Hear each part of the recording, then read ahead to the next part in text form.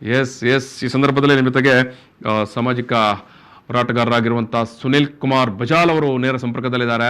ಸುನಿಲ್ ಕುಮಾರ್ ಬಜಾಲ್ ಅವರೇ ನಮಸ್ಕಾರ. ನಮಸ್ಕಾರ ನಮಸ್ಕಾರ. ಈಗ ಮಂಗಳೂರಿನ ಗುತ್ತಿಗೆದಾರರು ಮಾಡಿರುವಂತಹ ಹೊಸ ಒಂದು ಆವಿಷ್ಕಾರ ಏನಿದೆ, JCBಯ ಮೂಲಕ ನೀರೆತ್ತುವಂಥದ್ದು, ಒಂದು ವಿಚಾರ ಇದು. ಇನ್ನೊಂದು ಕಡೆ ನಮ್ಮ ಒಟ್ಟು ಕಾಮಗಾರಿಗಳು ಏನ್ ಹೇಳಲಿಕ್ಕೆ ಬಯಸ್ತೀರಿ ನೀವು? ನೋಡಿ, ಇವತ್ತು ಮಂಗಳೂರಿನಲ್ಲಿ ಸ್ಮಾರ್ಟ್ ಸಿಟಿ ಹೆಸರಿನಲ್ಲಿ ಭಾರಿ ದೊಡ್ಡ ರೀತಿಯಾದಂತಹ ದಂಧೆ ನಡೀತಾ ಇದೆ. ಯಾಕಂದ್ರೆ ಒಂದ್ ಕಡೆ ಮಂಗಳೂರನ್ನ ಸ್ಮಾರ್ಟ್ ಮಾಡ್ತೇವೆ ಅಂತ ಹೇಳಿ ಜನರಿಗೆ ಇವತ್ತು ಮೋಸ ಮಾಡ್ತಾ ಇದ್ದಾರೆ. ಎಲ್ರು ಎನಿಸಿತ್ತು ಇಡೀ ಮಂಗಳೂರು ನಗರ ಸ್ಮಾರ್ಟ್ ಸಿಟಿ ಆಗುತ್ತೆ ಅಂತ. ಅದೇ ಇಲ್ಲಿ ಇರ್ತಕ್ಕಂಥದ್ದು ADP ಯೋಜನೆಯಲ್ಲಿ ಮಾತ್ರ ಸಿಲೆಕ್ಟ್ ಆಗಿದೆ. ಅದರ ಜೊತೆಗೆ ಇವರು 8 ವಾರ್ಡ್ ನಲ್ಲಿ ಕೆಲಸ ಮಾಡಬೇಕಾದದ್ದು ಬಿಟ್ಟು ಆ ಹಣವನ್ನ ಬೇರೆ ಕಡೆಗೆ ಇವತ್ತು ಪೋಲ್ ಮಾಡ್ತಾ ಇದ್ದಾರೆ. ಇವತ್ತು ಇಡೀ ಮಂಗಳೂರಿನಲ್ಲಿ ಅಗೆದಾಕಿದ್ದಾರೆ. ಬಹಳ ನೇರವಾಗಿ ಹೇಳುದಿದ್ರೆ ಸ್ಟೇಟ್ ಬ್ಯಾಂಕಿನ ಎದುರುಗಡೆ ಆ ರಸ್ತೆಯನ್ನ ತಿಂಗಳುಗಟ್ಟಲೆಯಿಂದ ಅಗೆದಾಕಿದ್ದಾರೆ. ಅಲ್ಲಿ ಅಕ್ಕಪಕ್ಕದಲ್ಲಿ ವಾಣಿಜ್ಯ ಕೇಂದ್ರ, ಒಂದಷ್ಟು ಅಂಗಡಿಗಳಿದೆ. ಇವತ್ತು ಧಾರಾಕಾರ ಮಳೆ ಕಳೆದ 3-4 ದಿವಸದಿಂದ ಬರ್ತಾ ಇದೆ. ಅಲ್ಲಿ ಒಂದು ಸರಿಯಾದ ನೀರು ಹೋಗ್ಲಿಕ್ಕೆ ವ್ಯವಸ್ಥೆ ಆಗಿಲ್ಲ. ಇವತ್ತು ಎಲ್ಲಿಯವರೆಗೆ ಒಂದು ರೀತಿ ಒಂದು ವಿಪರ್ಯಾಸ ಅಂದ್ರೆ ಮಣ್ಣು ತೆಗೆಯತಕ್ಕಂತ JCB ಇಂದ ನೀರು ತೆಗೆಯುತ್ತಾ ಇದ್ದಾರೆ. ಇದು ನಿಜವಾಗಿಯೂ ಕೂಡ ಇಡೀ ಮಂಗಳೂರು ನಗರಕ್ಕೆ ಒಂದು ಅವಮಾನ. ಇಲ್ಲಿನ ಸ್ಮಾರ್ಟ್ ಸಿಟಿಯ ಅಧಿಕಾರಿಗಳು ಏನ್ ಮಾಡ್ತಾ ಇದ್ದಾರೆ, ಅಲ್ಲಿ ಆ ನೀರನ್ನ ತೆಗೆದು ಮತ್ತೆ ಅದೇ ರಸ್ತೆಗೆ ಹಾಕ್ತಾ ಇದ್ದಾರೆ. ನೀವು ಅಲ್ಲಿ ಸ್ವಾಗತ್ ಹೋಟೆಲ್ ನ ಮುಂಭಾಗದಲ್ಲಿ ಆ ಸ್ಟೇಟ್ ಬ್ಯಾಂಕಿನ ಆಸ್ಪಾಸಿನಲ್ಲಿ ಇಡೀ ರಸ್ತೆಯನ್ನ ಹಾಳು ಮಾಡಿಬಿಟ್ಟಿದ್ದಾರೆ. ಅಲ್ಲಿ ಇಲ್ಲಿ ನಮ್ಗೆ ಅಧಿಕಾರಿಗಳ ಜೊತೆ ಅಥವಾ ಇವತ್ತು ಜನಪ್ರತಿನಿಧಿಗಳಲ್ಲಿ ಕೇಳಲಿಕ್ಕಿರುವುದಷ್ಟೇ, ನೀವು ಮಂಗಳೂರನ್ನ ಸ್ಮಾರ್ಟ್ ಸಿಟಿ ಮಾಡ್ತಾ ಇದ್ದೀರೋ ಅಥವಾ ಇವತ್ತು ಹಾಳು ಮಾಡ್ತಾ ಇದ್ದೀರೋ ಅಂತ ಹೇಳಿ. ಇದು ಸಾವಿರಾರು ಕೋಟಿ ರೂಪಾಯಿ ಹಣವ ಇವತ್ತು ನಗರಕ್ಕೆ ಬರ್ತಾ ಇದೆ. 380 ಕೋಟಿ ರೂಪಾಯಿ ಹಣವನ್ನ ಖರ್ಚು ಮಾಡಿದ್ದಾರೆ. ಆ ಎಲ್ಲಿ ಖರ್ಚು ಮಾಡಿದ್ದಾರೆ ಅಂತ ಹೇಳಿ ಇವತ್ತು ಕಾಣ್ತಾ ಇಲ್ಲ. ಎಲ್ಲಾ ಕಡೆಗಳಲ್ಲಿ ಅಗೆದಾಕಿದ್ದಾರೆ. ಇವತ್ತು ಫುಟ್ಪಾತ್ ಇಲ್ಲ, ಮಳೆ ನೀರು ಹೋಗ್ಲಿಕ್ಕೆ ಒಳಚರಂಡಿ ವ್ಯವಸ್ಥೆ ಇಲ್ಲ, ಯಾವುದು ವ್ಯವಸ್ಥೆ ನೋಡಿದ್ರು ಕೂಡ ಅಲ್ಲಿ ಯಾವುದು ಇಲ್ಲ. ಅಂತ ಸಂದರ್ಭದಲ್ಲಿ ಇವರು ಏನು ಮಾಡ್ತಾ ಇದ್ದಾರೆ ಈಗ? ಅದು ಕೂಡ ನಗರದ ಹೃದಯ ಭಾಗದಲ್ಲಿ ಇವತ್ತು ತಿಂಗಳುಗಟ್ಟಲೆ ಒಂದು ಸಣ್ಣ ಕೆಲಸಕ್ಕೆ ಇವತ್ತು ದಿನ ತೆಗೆಯುವುದಾದ್ರೆ ಬಾಕಿ ಕಡೆಯ ಪರಿಸ್ಥಿತಿ ಯಾವ ರೀತಿ ಇರ್ಬೋದು ಅಂತ ಹೇಳಿ ನಾವು ಊಹೆ ಮಾಡಬೇಕು.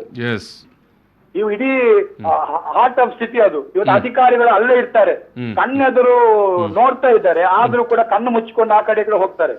ಈಗ ಮಂಗಳೂರು ಮಹಾನಗರ ಪಾಲಿಕೆಗೆ ಈ ಸ್ಮಾರ್ಟ್ ಸಿಟಿ ಯೋಜನೆ ಕೆಲಸಗಳು ಗೊತ್ತೇ ಇಲ್ಲ.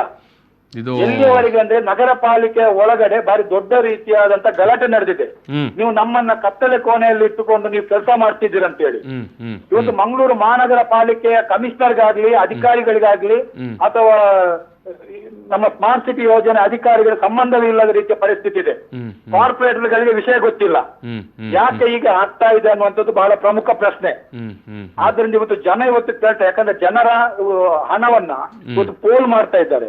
3 ದಿವಸದಿಂದ ಆ JCB ಇಂದ ಎಷ್ಟು JCBಯ ಬಾಡಿಗೆ ಯಾರು ಕೊಡ್ತದೆ, ಯಾರ ಹಣ? ಇವತ್ತು ಜನಸಾಮಾನ್ಯರ ಹಣ ಇವತ್ತು ನಿಜವಾಗಿ ಪೋಲ್ ಆಗ್ತದೆ, ಕಣ್ಣೆದುರು ಇವತ್ತು ಪೋಲ್ ಆಗ್ತಾ ಇದೆ. ಇದು ಎಷ್ಟು ದಿವಸ ಈ ರೀತಿ ಅದಕ್ಕೆ ಸಂಬಂಧಪಟ್ಟಂತ ಯಾರು ಅಧಿಕಾರಿಗಳಿದ್ದಾರೆ ಅವರ ವಿರುದ್ಧ ಕಟ್ಟುನಿಟ್ಟಿನ ಕ್ರಮಗಳನ್ನ ಕೈಗೊಳ್ಬೇಕಂತ ಹೇಳಿ ನಾವು ಹೇಳ್ತಾ ಇದ್ದೇವೆ. ಎಷ್ಟು ದಿವಸದಿಂದ ಈ ರೀತಿ ಕೆಲಸ ಮಾಡಿದ್ದಾರೆ JCB? ಇವತ್ತಿಗೆ ಸೇರಿ 4 ದಿವಸದಿಂದ JCBಯನ್ನ ಅಲ್ಲಿ ಅದೇ ಆ ಜಾಗದಲ್ಲಿ ನಿಲ್ಲಿಸಿ ನೀರು ತೆಗಿತಾ ಇದ್ದಾರೆ. JCB ಕಂಪನಿ ಅವರಿಗೆ ಶಾಕ್ ಆಗಬಹುದು. ಅದೇ ಮಳೆ ನಿಂತ ಮೇಲೆ, ನೀರು ಖಾಲಿಯಾದ ಮೇಲೆ JCB ಅಲ್ಲೇ ನಿಂತಿರ್ತದೆ. ನಂತರ ಇವನು ಮಳೆ ಬಂದಾಗ ಆ ತೋಡಲ್ಲಿ ನೀರು ತುಂಬಿರ್ತದೆ, ಇವನು ಮತ್ತೆ ತೆಗೆಯುವುದು.